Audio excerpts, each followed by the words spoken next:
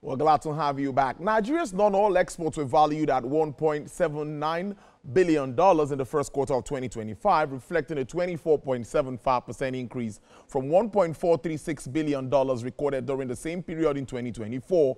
Executive Director, Chief Executive Officer of the Nigerian Export Promotion Council disclosed this in Abuja. My colleague Uloma Onyemachi was there.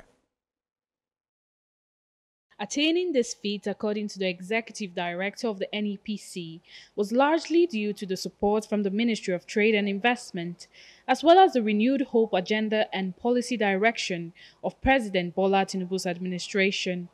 The executive director detailed the figures, highlighting a record high of $1.791 billion in non-oil exports for the first quarter of 2025. Nigeria's non-oil products exported in the first quarter of 2025 were valued at $1.791 billion. Of the top 20 products exported in the first quarter of 2025, cocoa and its derivatives, including cocoa butter, cocoa liquor, cocoa cake, came first, followed by urea and fertilizer. In addition to the figures, the ED outlined several initiatives aimed at sustaining and improving the export sector, including the distribution of seedlings to farmers and extensive training programs for exporters, particularly women. She also announced a $50 million incentive package targeted at supporting female exporters. This $50 million fund, launched in February last year by Her Excellency Dr. Ngozi Okonjo-Iweala, will support women-led businesses to participate actively in the global digital trade. Applications have begun in earnest, and we use this opportunity to call on women to please participate. Go ahead, register, and you stand a chance of being trained, and there will be grants. The executive director also reacted to the recent tariff measures imposed by the United States on some Nigerian products. We're already engaging, we're taking exporters to market.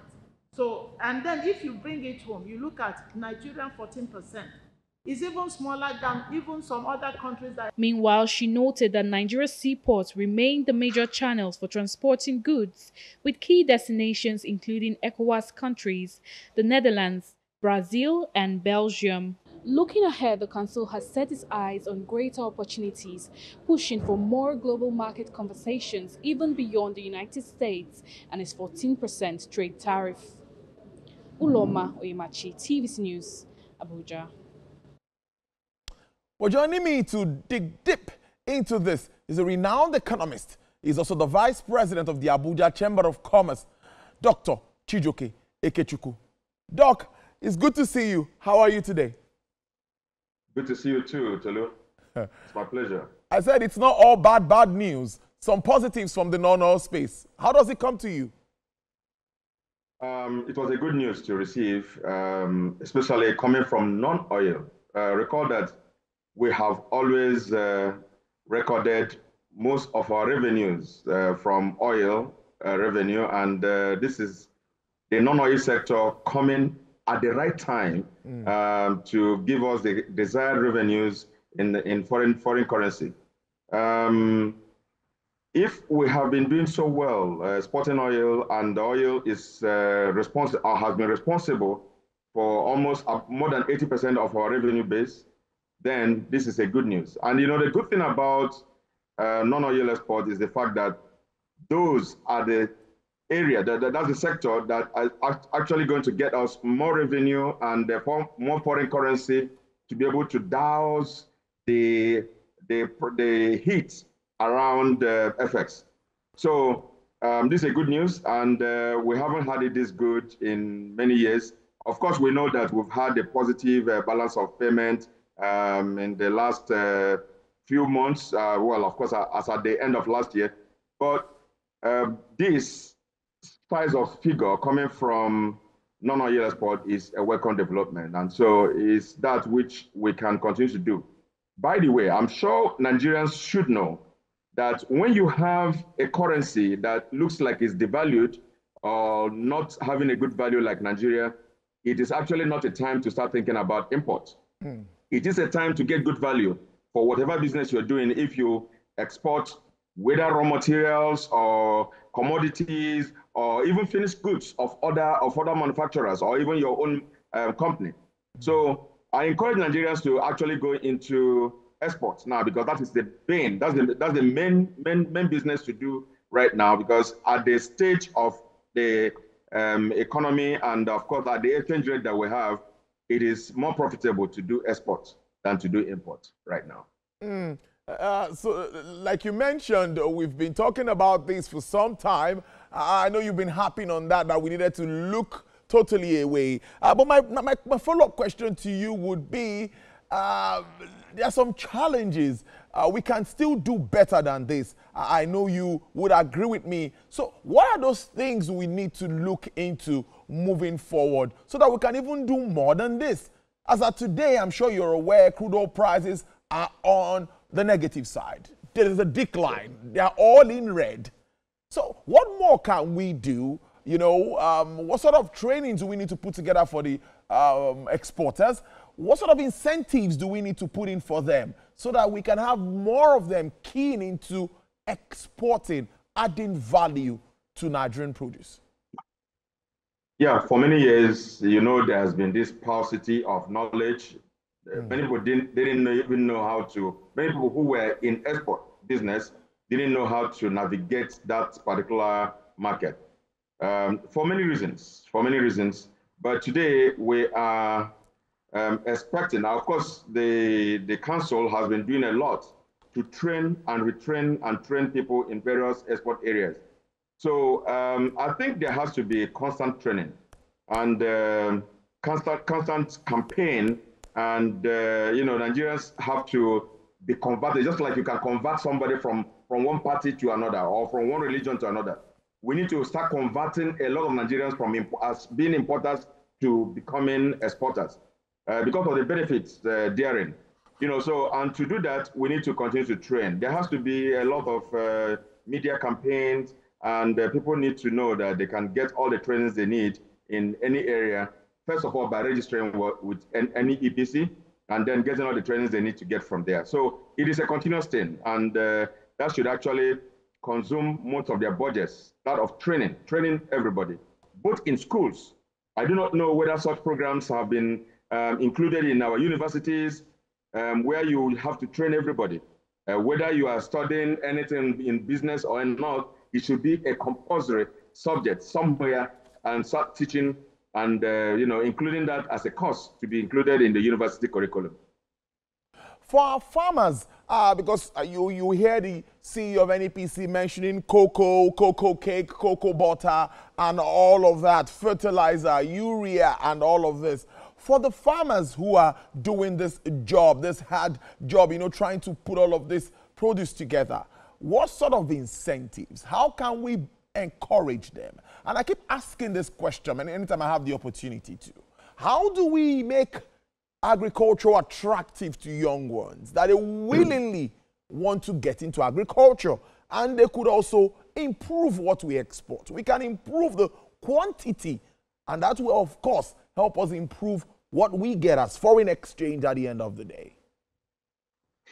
Yeah, the first incentive for them is actually to make that market, whatever thing they're doing, very profitable. We saw what happened when rice producers became very profitable, became very wealthy because there was a ban on importation of rice at the time. We saw how various breweries in Nigeria are doing well because there was importation of beer in the country and many other things that were banned. So we don't need to allow what we can produce to be imported into the country. Otherwise, you allow many factories or many companies that are manufacturing. There are a lot of raw materials that they can generate from here. So any raw material that we can create and build in this country, we don't need to allow it to be imported. But that's the only way to protect them. Otherwise, it is still profitable for them since the market is beginning to expand and the frontiers of their business beginning to expand. So it is going to be profitable on its own value. But to protect them because of cost of production or cost of processing, we need to ensure that if they can produce all those in Nigeria, then we have to stop various importations of those things that can be produced. It's sounding so good. Also, recently, we saw the solid mineral sector generating about 6.9 billion naira for government, I think, for registrations, doing all of this. So aside agriculture, we still have some opportunities in the solid mineral space. Are we exploring that enough? Tolu, you and I know that that is one sector that we have not started scratching. We have not started scratching it because one item in the solid mineral space can actually sustain this economy if we go bullish on its production or its mining. But right now, we are nowhere yet. To announce how much we made from licensing fees and all those is just like a drop of water in a mighty ocean. We need to know that that is one sector that can actually sustain this particular country on its own without even any other resource. So we need to identify how to optimize and maximize the opportunities we have in that sector and harness the potentials, the opportunities and potentials of that particular sector. That way, we can even start. So when the prices of crude oil start dropping, we're not going to be panicking.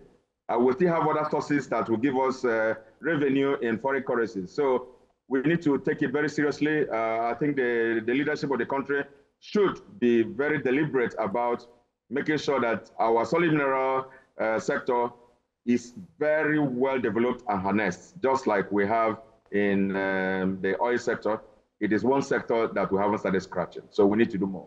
You would agree with me that mining and all of it is a bit capital intensive, and the question would come in, what sort of partnership, what sort of conversation should we be having? We've seen countries come in saying, we want to do this with Nigeria. We've seen some interested in lithium. We've seen something happening in Nasarawa State. We've seen so many things happening across the country, gold in Osun State and all of it. So what sort of conversation should we be having? Maybe between the Trade and Investment Ministry, with the Solid Mineral Ministry, and of course Finance Ministry. How do we bring this together? I'm thinking that we need to quickly start to look inwards, particularly for revenue generation, non-oil sector.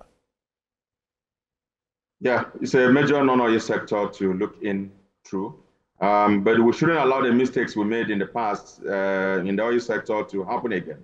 So when we're getting into partnerships and MOUs and joint ventures, we need to be circumspect of the conditions that are there on paper in those joint ventures. Otherwise, it must be private sector driven, and it must be, obviously, we may not have all the technology to be able to get into that sector. So we allow, we get into very right joint venture agreements, and then derive those revenue from there. Of course, we did that in oil, even though probably not well done in the past, but we need to get it right this time by having to have the real experts who honestly know how to do these things to help this country, and also it's going to be win-win for both them and us, so that we can start getting that revenue from the from mining sector. So it's a major source of non-oil revenue. The executive director of the NEPC mentioned the $50 million maybe grant, maybe loan available for women to, of course, improve export production and all of it. But my question to you really would be, this is not the first time we are hearing of funds being available for women. At the time, there were some funds available at the Central Bank of Nigeria, the Bank of Industry, but many times they don't get to, access these funds. How, you know where I'm headed already. How can we simplify all of this? That's why I'm already smiling.